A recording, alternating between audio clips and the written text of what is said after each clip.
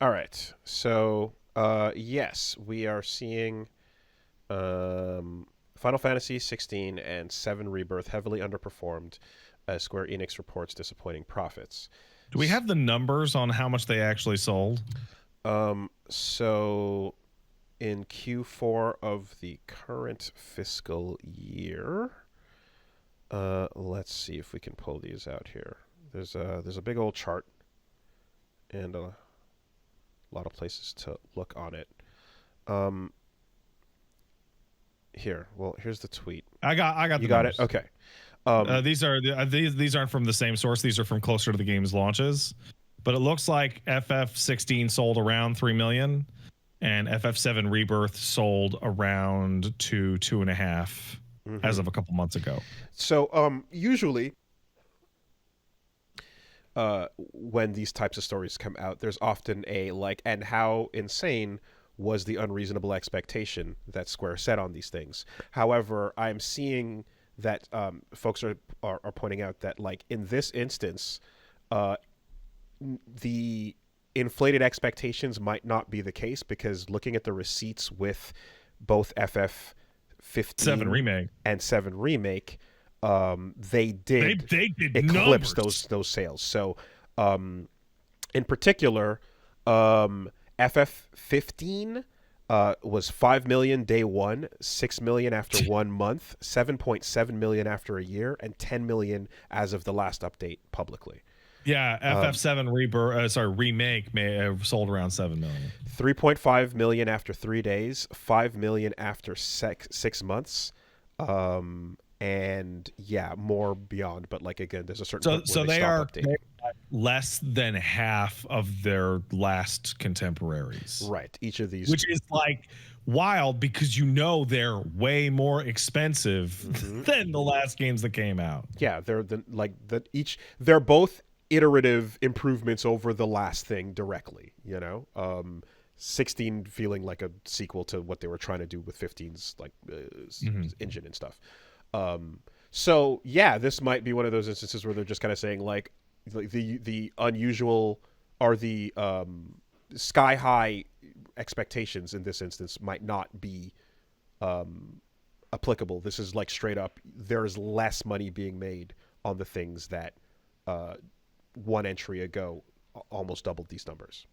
Yeah, so there's a lot to go into here. There's a lot of reasons in every direction that would account for these. The basics. So again, sorry, after you. At the most simple level, sequels always underperform compared to the original version. Yes, but Final Fantasy doesn't go by the typical sequel rules, because Final Fantasy is usually a complete, usually standoff, whatever. But these are the direct sequels have always sold less. Yeah, and there is a direct sequel in Rebirth from Remake, right? Yeah.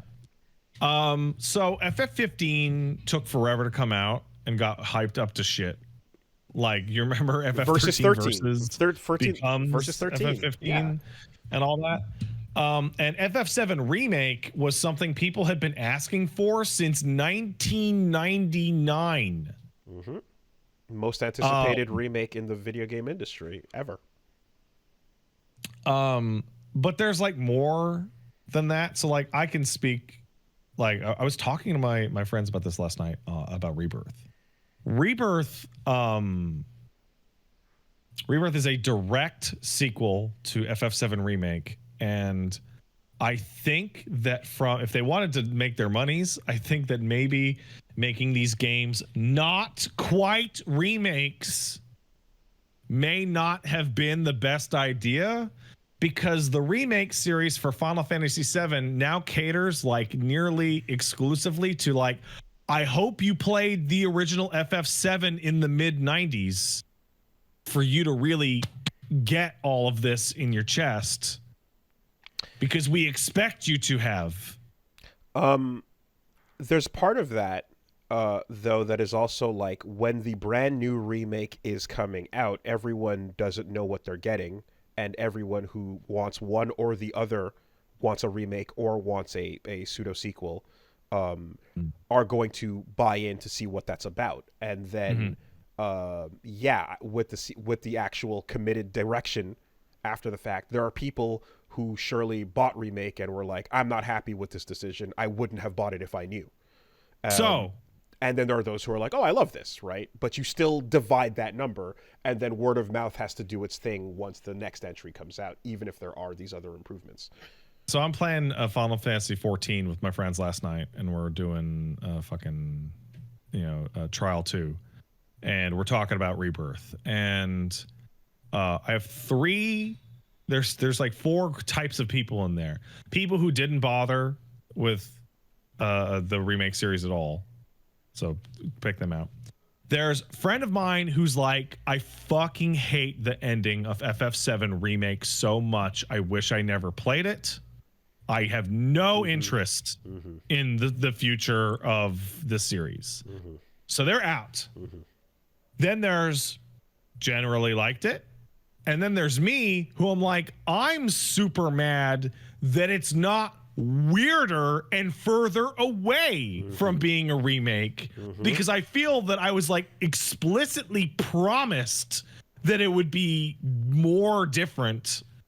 And like, I think both of those positions are just as valid, and that they tried to split the difference and they failed to appeal to either of those groups.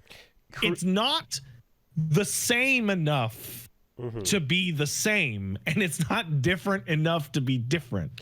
Yeah, I mean, creatively, we've discussed this already with like Resident Evil remake and such. How it's like you can do a faithful but loving, detailed remake of a thing and keep it 100% to what it is, and then make it 1,000% of what it was, or you can go wild and change it up completely and make it so that it's compelling enough with what it's doing that's new to make it worth it. Both like, I feel like I was playing through Final Fantasy VII: The Force Awakens. Now, as to how that converts into lower sales for the next one, though, I think another part of this that is worth mentioning is the multi-platform versus exclusivity deals.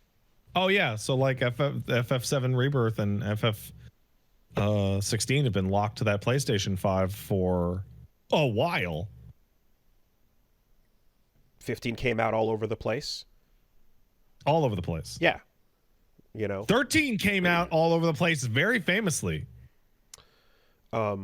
So even with all this, like, anticipation and going into the first entry of a thing as well, I think you have these compounding effects that are just like, you also don't have as much of a choice to get it where you want it now, It's like, okay, it's a PS5 exclusive. Well, PS5s have been hard to get up until relatively recently. A lot of people who might have had PS5s don't. Yeah, I mean, I do remember the era of the podcast where it was like, yo, can people even get this thing? No, not really. No. Until the only people who can get it is people like us who can call people and go, do you have one? And they'll mail it to our house. Well, eventually, one time when I said it, people were like, actually, Woolie, that's not the case anymore. It's actually fine now. And I was like, oh, okay, cool. That's good. It took a couple years, but here we are. But yeah, so in a case where you're like, all right, so if some people are out on the idea or the concept and word of mouth is not doing what it should and all these things, like, you need everything you can get. And yeah, the sequel drop and the exclusivity drop are also weighing against it. And this is the premier video game fucking franchise, right? It's like, it's the biggest shit ever. And it doesn't seem like, given that they're going to take the FF7 ARP in particular in like these bigger directions and try to like fix or improve where they were, what they made last time, and so on. Like, these games are going to get more expensive as time goes on. Right? Oh yeah. So like, and they're promising that like, oh yeah, they've said that like FF7R3 is going to be like fucking bombastic, incredible, blown out of the water. So when you play FF7 Rebirth, you can you've been plunking away at it in the background, right? I stopped. I was working on Integrate, and I stopped. Okay, so FF7 Rebirth is just fucking the money dripping. Yeah, played the demo. So yeah, it's wet with cash. Like, it's disgusting with cash, and I came away from like a lot of sequences going, for what though? Like I would have, like, I look back at the first I look back at the very first trailer for Ever Crisis, where it looked like Ever Crisis wasn't going to be a mobile nightmare, that Ever Crisis was just going to be a very flat FF7 remake with pre-rendered backgrounds and higher res characters. And I was like, oh, that's what I want. That looks cheap, but it's what I want. Yeah, and it is like you're the things you're describing. You have to buy the game to find out you have these problems with it, right? But now that it's like 2 games in, you know, all these compounding effects kind of just spell out that, like, yeah, even Final Fantasy fucking 7 is not immune. You know, it's too old. They waited too long. It would be immune to this if this shit came out 10 years ago. You think they just took too long with it? FF7 remake was on the fucking PS2 or PS3. This conversation would be evaporating away because those people who played FF7 would be 1, alive, and 2, itching for more FF7. They now hold on though. Okay. Let's entertain this for a second. The sequel you would have gotten / remake you would have gotten would have been from the Advent Children era into right. It would have been it would have been that mode, and probably would have been bolder with its choices and probably more terrible. So some bolder, worse choices would probably have been made. You're right. Mid-aughts. Or maybe not, actually. I think maybe, but Dirge of Cerberus there's another thing that happens, and I try and talk about this all the time because I love it. Okay, Woolie, Mass Effect 1, 2, 3. What was that? 2006, 2008, 2000. Like, were 2 and 3 back to back? It felt like it was trilogy release dates. Like, I'll just use this, right? Yeah. The Mass Effect trilogy came out on November 2012. Was it okay? It was 2006, 2008, 2010, I think, for Mass Effect. Oh no, wait, it was 2012 for Mass Effect 3. Okay, so 2007 to 2012, right? That's 5 years. From hey, that Mass Effect game looks good. I'm gonna pick up that Mass Effect game, right? Yeah. Fucking Final Fantasy VII Remake was announced in 2015. That's 9 years ago, and the second of 3 games just came out. That's too long. Mass Effect 2. That's too long. Mass Effect 2 felt like a glorified DLC campaign. It was super tiny and streamlined. Yeah, and it fucking ruled. I think, I don't know whether or not the full game kind of coming out, the full thing, excuse me, the full FF7 remake coming out, and that time. That's been 9 years. That means let's add 3 more. Let's be really generous and add 3 more. It'd be 2015 to 2027. That is 12 years. That is a trilogy that is fucking grade 1 to 12 of school. That's too long. That's too long. And we're talking about a game that's a remake of a game from the 90s. The scale of time is wrong.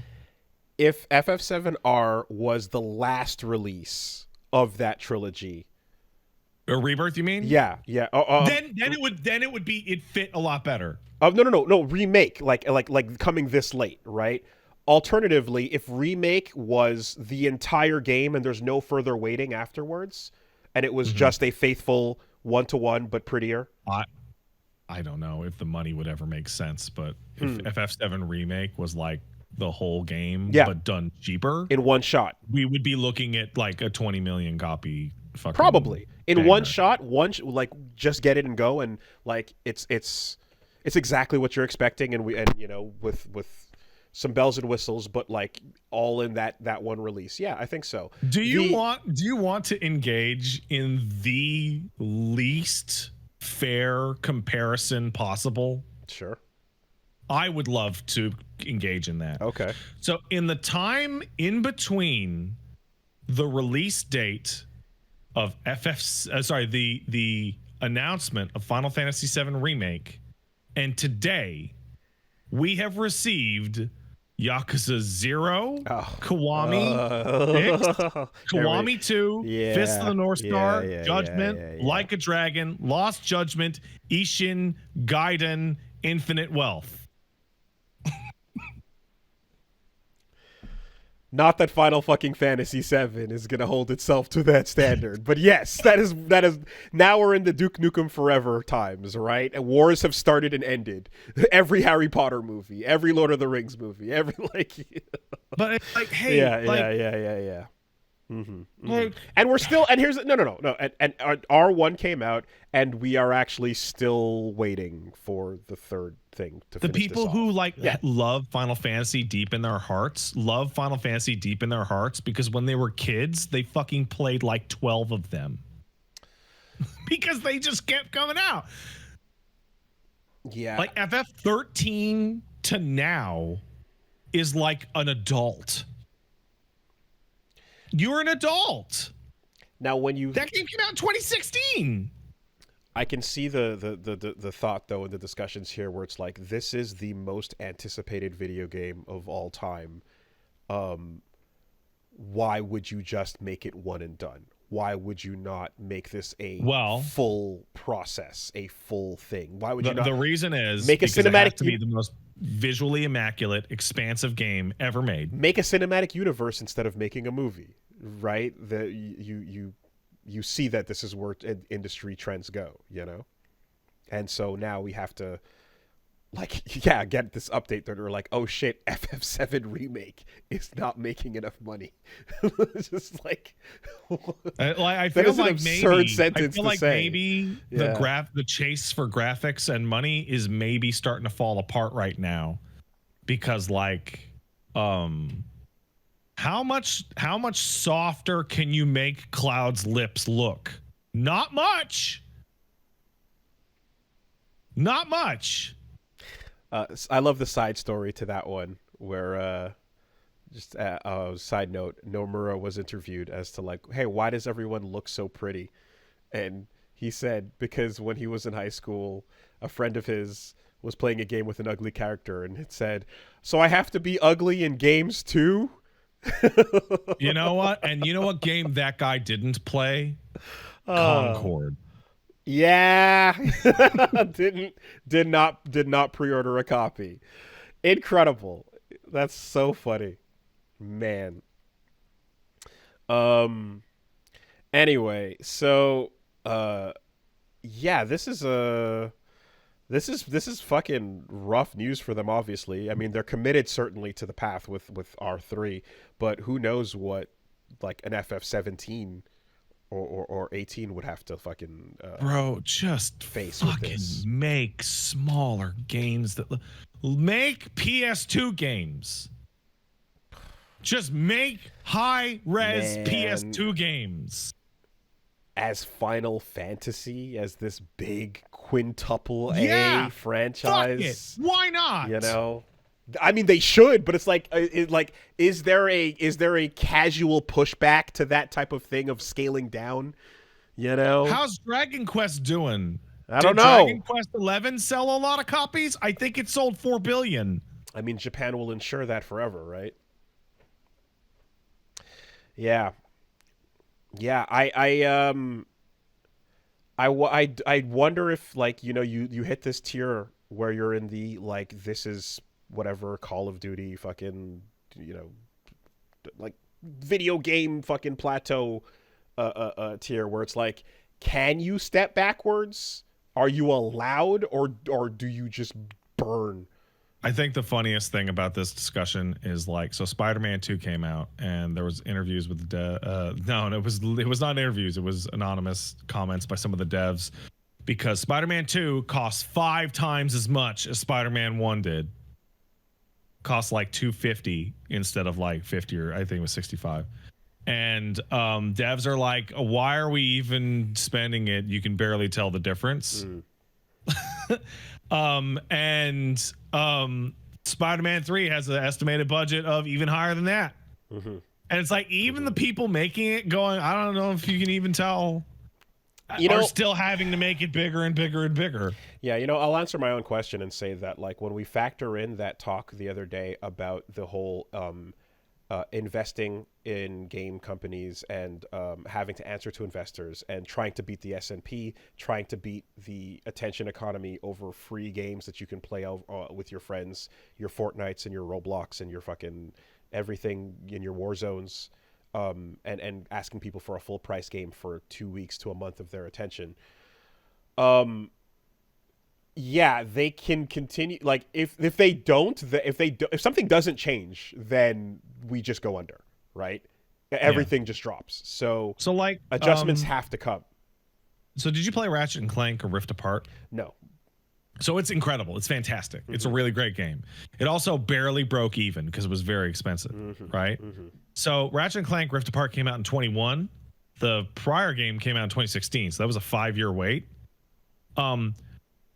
Ratchet and Clank games, there are fucking 13 that came out between 2002 and 2012. And Ratchet and Clank did great over and over and over. They were PS2 and PSP games. They were fucking cheap. And they made them and they were good. Just make a bunch of them. Just make a bunch of them. Just make them cheap.